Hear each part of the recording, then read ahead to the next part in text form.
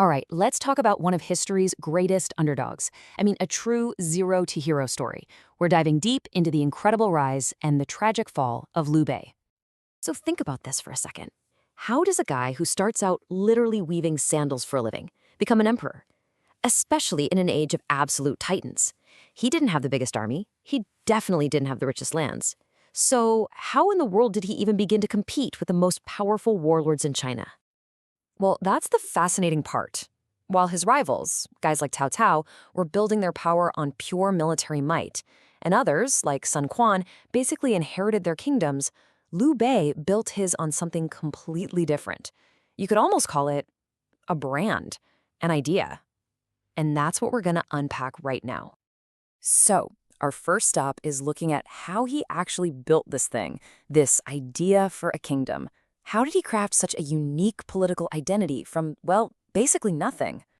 The absolute core of his brand was this one concept, Ren. You can translate it as benevolence or humaneness. Now, you have to picture the world he lived in. It was brutal.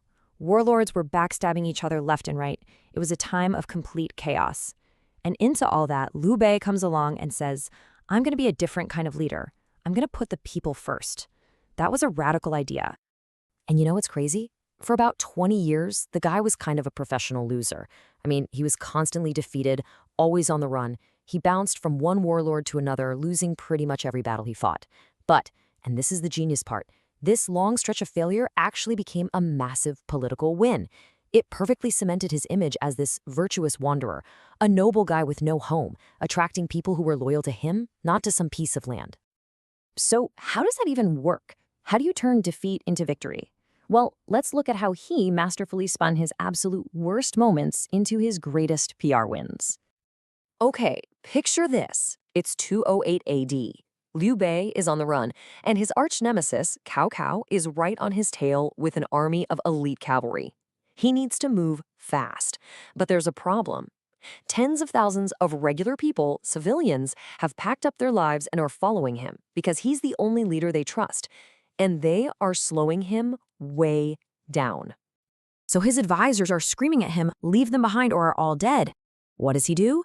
Does he save himself or does he stick to his brand, even if it means getting wiped out? He chooses the people. He says he can't abandon them. And just as predicted, Cao Cao's army catches up and completely smashes his forces. Militarily, it's a disaster, a total catastrophe. But for his reputation, it was the single greatest propaganda victory of his entire life. Think about it. In an age of ruthless warlords, here was one guy who seemed to actually care more about people than he did about power. Okay, so he's got the reputation. Now he needs a real plan. And this leads to one of the most famous stories about him, recruiting the brilliant but then unknown strategist Zhuge Liang. He didn't just send a message. No, Liu Bei, a famous general, personally goes to this young man's little cottage. Not once, not twice, but 3 times. This wasn't just a job interview. It was a performance. It was a signal to every smart person in China. I'm a humble leader who values talent. Come work for me. All right, so the brand is built. The team is assembled. Now let's see where the rubber meets the road.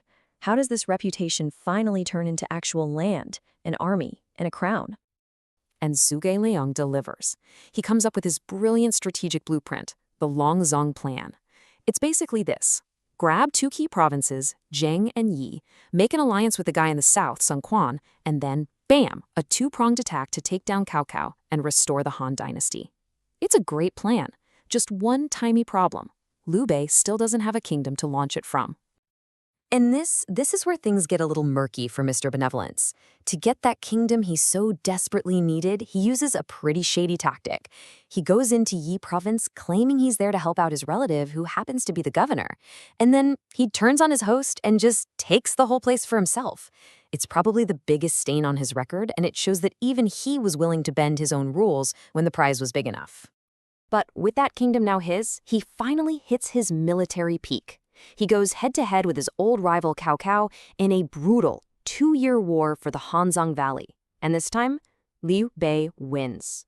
This wasn't some minor skirmish. This was a direct, sustained victory against the most powerful man in China. It completely shattered his old reputation as a loser and proved once and for all that he was Cao Cao's equal. So now, Liu Bei is at the absolute top of his game. He's got a kingdom, he's got a powerful army, and he's even declared himself emperor. He's made it. But this is where the story takes a tragic turn. Because the very thing that built his brand, that intense personal loyalty, is about to become the cause of his downfall. His relationship with his sworn brother, Guan Yu, was the stuff of legends. Now, the famous Oath of the Peach Garden you might have heard of is from the novel, but their real-life bond was just as strong. They were like brothers. So when an ally betrays him and has Guan Yu executed, Liu Bei just snaps. All logic, all strategy just goes right out the window. He is consumed by pure rage and a need for revenge. He gathers this absolutely enormous army. Some estimates are just staggering, maybe as many as 750,000 men. And let's be clear, this wasn't about strategy anymore. This wasn't about retaking land. This was a personal vendetta, driven by pure raw grief. And the result is the Battle of Healing. It's a complete disaster. A young, brilliant enemy commander basically baits him, lures his huge army deep into hostile territory, lets them get exhausted in the heat, and then sets the whole thing on fire. His army is annihilated. It's a catastrophe that not only shatters his military might, but it breaks his spirit, his dream, and his health. Yeah, he never recovers. A broken man, Liu Bei falls deathly ill. But even on his deathbed, his final moves are fascinating, and they end up shaping the future of his kingdom for years. Let's dig into the impossible legacy he left behind. So his last big move is to call his prime minister, Zhuge Liang, to his side. And he says this incredible thing to him. Essentially, if my son is worthy, help him. But if he's not, you can take the throne for yourself. Now, what did he mean by that? Was it a moment of incredible trust, putting his kingdom before his own family? Or was it a genius political power play to trap Zhuge Liang into swearing absolute loyalty? To this day, nobody really knows for sure. What's clear is that Zhuge Liang was handed what you might call a poison chalice.